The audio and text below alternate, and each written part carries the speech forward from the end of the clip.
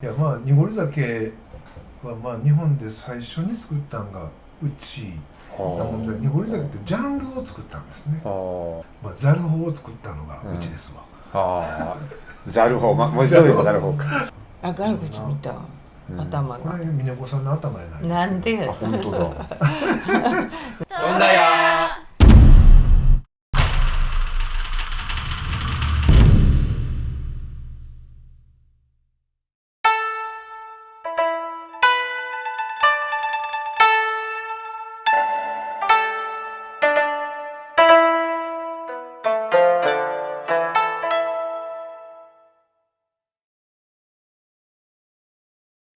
はい、じゃあまた今日はね、こういう失礼でしてまた酔っ払ってしまうかもしれませんけれども、まあ私たちの仲間でもあり、伏見で本当古くからお酒を作ってくださってる月の桂の増田徳兵衛さん、お招きいたします。どうぞ。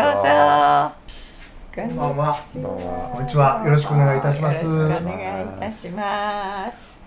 今日は楽しそうな会でしょ。わららら可愛らしいのがちょっとね追加で持ってきました。それ何ですか。これびっくり仰天っていう名前のお酒。いや面白い、びっくり仰天するわ。失礼します。それ売ってらっしゃるんですか、びっくり仰天。びっくり仰天も売ってらっしゃるんですか。売ってます。こんなね変な名前のうち多いんですよ。びっくり仰天とかね、報復絶倒とかね、奇想天外って昔あったんですからね。稼ぎ頭もあるんですね。稼ぎ頭も今日はお持ちしましたし、歴史をちょっと教えていただけませんか。はい。うちは伏見で創業しましたのが1675年という年で延保3年という江戸の初期ですね。ちょうど4代将軍の家綱の頃に今の下鳥羽という場所で創業いたしまして、でもその場所から一切うちは動いてないんですよ。ずっとその場所やって、西陣が酒蔵多くって逆にそっから伏見に移られた方もたくさんいらっしゃるんですよね。この間聞きましたね、そんな話。まあね、本近所やったら佐々木酒造さん、聚楽台をお作りになってるね、前回なんかね出ていただいて、その話聞いてたんですけど、松さんとこはもう古くからもうずっともうずっとその伏見の中でもね、もともとその集まって伏見という場所になるんですけども、その前続き郡下鳥羽村っていうとこやったうちは村やったんですか。村でその下鳥羽っていうのでもうちょっと京都市内にちょっとその隣やと上鳥羽ありますよね。もう南区の隣なんですそれが。でちょうどもううちの蔵の裏には鴨川と天神川と桂川と流れてます。蔵の真裏に。でうちの蔵の裏で鴨川と天神川が合流します。鴨川と天神。そうそう。合流してんの。合流するんですよ。大阪の川かと思った。ちょっとね伏見ってこう2キロ四方の中に今現在23の蔵があります。23もあるんですよ。2キロ四方ですから歩いていったらもう23全部回れるんですけども、でもその中でも大きい例えば月桂冠さんとか木桜さんとか宝酒造さんのバイオでね今もう大活躍されてますけど、そんなんがご近所いうか、でその中でもうちは西の一番端っこになります。でも古くてずっと長くしてられて、私実はその濁り酒が大好きなんですよね。これですね。濁り酒が。いや濁り酒は日本で最初に作ったんがうちなもんで、濁り酒ってジャンルを作ったんですね。ジャンル。大昔は濁りができる前は昔はどぶろく湯白く濁った。でどぶろくいうのは実はもろみなんですよ。発酵途中のもろみ。まあ、お醤油でももろみがあったり味噌でももろみがあったりするんですよ。その発酵途中のもののもろみをそのまま飲むからあれどぶろくはまだ、まあ、ああいうちょっとドロッとした感じだったんですね。きついんですか？きついこともないんですよ。もっと家庭で作ってはったりもしたやつはもっと度数が低かったです。なんかきついイメージありますそうね。まあどぶろく歌コテッとしてるからなんかきついイメージありますけども、でそれが自然法上、作ってはいけませんと。実はどぶろくいうのはまあ韓国なんかのマッコリなんかとやっぱり似てるんですけど、まあ若干製法また違いますけども、実は家庭に持って帰って、そこに甘いもんとお米炊いたお米でも構わへんし加えたらまた発酵して増えるんですよ。密造がいくらでもできる。なるほどなるほど。で国税局は税金取れへんからそんなんあかんわ言うて禁止になったんですよ。で今はどぶろくってないんですか？作れない。いやいや、でどぶろくは今ね、どぶろく特区っていうのがあるんですよ。この場所では作っていいですよと。でもそれはちゃんとそう認められてるから構わないんですけど。それどこが特区なんですか今？全国的にも結構いろんな場所で特区になってる場所。京都でもあります？京都はないです今。北の方ね、ひょっとしてあるかもしれません。はい。京都全部特区にしましょうか。ではそれがあったもんですから、実はそういう白く濁ったお酒みたいなのは実は清酒の定義っていうのがあってね、清酒とはもろみを越したものである。だからもろみやからダメですよ。だからじゃあでその昔の坂口金一郎っていう酒の博士がいてあってね、でなんかこういう昔懐かしいどぶろく飲みたいと。京都大学の人文科学なんかのねこけら落としで東大で皆さん集まりはったんですよ、大昔。今から56年前のオリンピックの前の年ぐらいですわ。でそれでうちに連絡があって仙台徳兵衛、昔懐かしい濁りどぶろくみたいなの飲みたいと。でうちの父はそんなんやったら言うて、じゃあざるでこしてしまえと。同じ個数にやったらざるでこしてまえと。じゃあ残ってるわけ、それがざるやから。そうそう、だからざるでもそこそこ目が荒かったらもろみそのまま超えますので、それを3ミリのメッシュにうちの蔵で税務署が全部国税庁立ち会いのもとでカゴの目の大きさから全部決めたのが濁り酒ができた発祥なんですよ。でそれをだから税法上全部こう抜けていうか、ざる法を作ったのがうちですわ。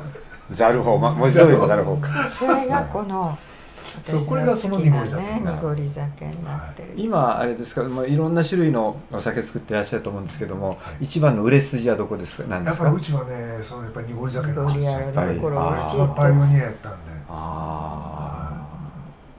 いや今理事長されてるんですよね、お酒の。一応伏見の理事長まだ理事長されてるんですよね。で国際のなんかいろいろされてて、海外の委員長を8年間ずっとやらせていただきました。どんだや私イギリスでばったりやったの。そうイギリスであれどこやったっけ？イギリスのあれは塔のあるとこね。そう塔のあるとこ。ロンドン塔じゃなくてピカデリーサーカスっていう題のやつ。トラファルガー？こういうね。私待ってたんです。バッキンガムの。バッキンガム。違うよ。地下鉄のあれなんて言って。それでそこで私立って待ち合わせしてたらなんかこっち向いて写真撮ってる人がいるの。で写真撮ってなんかひげ生えてんねんな。いや写真撮ってなんかなんか日本人みたいと思ってカメラシュッと下ろすあったら真っ青やなんかギヤー言うたね。あの時びっくりしてギヤーってだって写真撮ってスッと行くつもりやったんですよね。そうはいなんか1分違ったらお会いしてない。なるほど。いろんな方に海外で出くわして、それでお昼ご飯一緒に食べたんでしたかね。柊屋さんの息子さんとかね、ご一緒にいただいたんですけども、なんかその本を持ってきていただいた。これはね、こんな実は奇想天来っていう本と、うん実はこの滑稽新聞というすごい古そうねそれ。これ明治の風刺ばっかりを書いてはった宮武骸骨っていう人の新聞なんですけども、まあこれは奇想天来っていう、この中でも結構面白い風刺ばっかりを書いてはったんで、ちょっとこういう面白いこんななんですか、あ、骸骨見た、頭が。これ峰子さんの頭やないですけど、なんであ、本当だ。